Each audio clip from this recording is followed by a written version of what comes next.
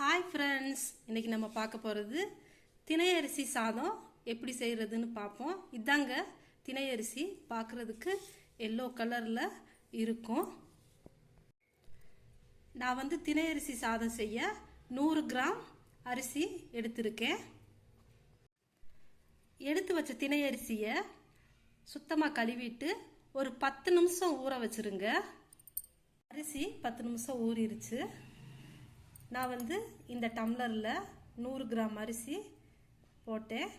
இதே டம்ளரில் 1.5 டம்ளர் தண்ணி ஊற்றினா போதும்.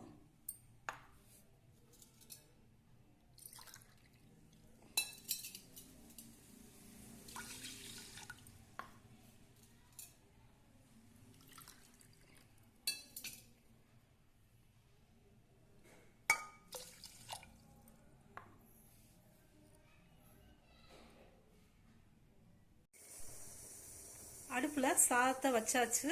3 விசில் வந்தால் போதும்.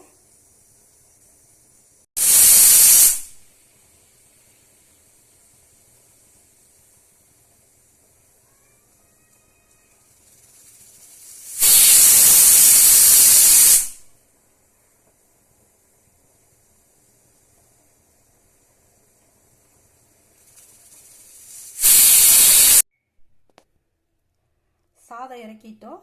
சாதம் நல்லா வெந்துருச்சு பாருங்க.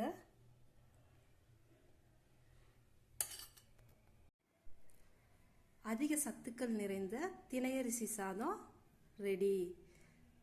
தேங்க்யூ.